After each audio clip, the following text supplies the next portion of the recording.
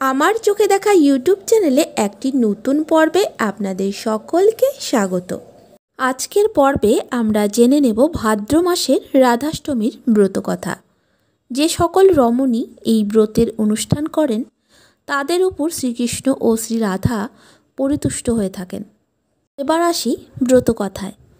একদিন দেবর্ষি নারদ শ্রীকৃষ্ণের নিকট উপস্থিত হয়ে জিজ্ঞাসা করলেন, হে সনাতন শ্রীকৃষ্ণ, আমি আপনার সকল অবতারের কথা শুনিয়েছি, এখন দয়া করে মহাদেবী শ্রী রাধিকা অবতারের কথা কিছু বলুন।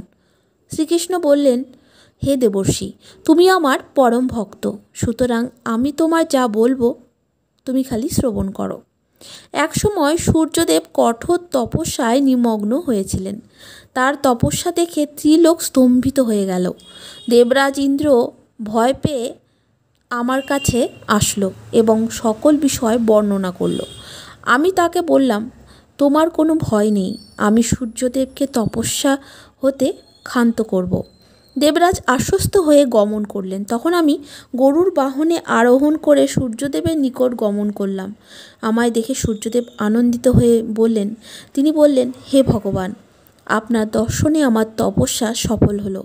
আমি বললাম, হে দীনপতে, আপনি আমার পরম ভক্ত, আপনি আপনার অভিলাষিত বর প্রার্থনা করুন। সূর্যদেব বললেন, হে ভগবান, আপনি আমাকে এই বর দিন যে আমার একটি কন্যা সন্তান জন্মগ্রহণ করে আর আপনিও তার বশীভূত থাকেন। তথাস্তু বলে আমি বরদান করলাম। তৎপরে সূর্যদেব বৃষভানু নাম ধারণ করে ব্রজে বৈশ্যকুলে জন্মগ্রহণ করেন। তাহার পত্নীর নাম কীর্তিদা। তাহারা উভয়ে ভক্তিপরায়ণ ছিলেন।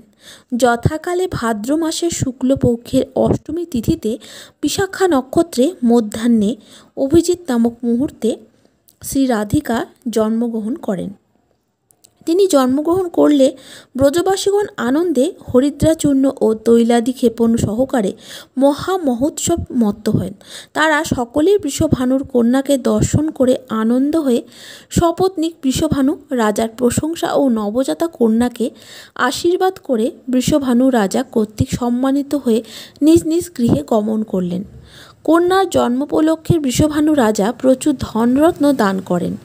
এই রূপে আবির্ভূত হয়ে শ্রী রাধা আমাকে পতিরূপে প্রাপ্ত হইবার নিমিত্ত সূর্য পূজায় নিযুক্ত হল। যদিও আমার সহিত তার ক্ষণকালের জন্য বিচ্ছেদ নাই, তথাপি তিনি আমার মায়ায় মোহিত হয়ে অনেক দিবস পর্যন্ত আমার বিরহানলে দারুণ কষ্ট ভোগ করেন। দেবর্ষি বললেন, শ্রী রাধার আবির্ভাব শ্রবণ করলাম, অতঃপর তার প্রসন্নতা লাভের উপায় বলুন। শ্রীকৃষ্ণ বললেন, শ্রী রাধিকার আবির্ভাব দিবসে বিবিধ উপহার দ্বারা তার ও তদীয় সখীগণের বৃষভানু রাজার কীর্তিদা জননীর নন্দাদি গোপগণের ও যশোদাদি গোপীগণের পূজা করে উপবাসী থেকে পর দিবস বৈষ্ণব সেবার পর পালন করলে শ্রী রাধিকার সঙ্গে আমিও প্রসন্ন হয়ে থাকি। শ্রী রাধিকা আমার পরম প্রেয়সী, যিনি ভক্তি সহকারে শ্রী রাধা নামের সহিত কৃষ্ণ নাম জপ করেন, তখন তার শ্রী রাধা পদযুগে নৈশিষ্টি রতি জন্মে।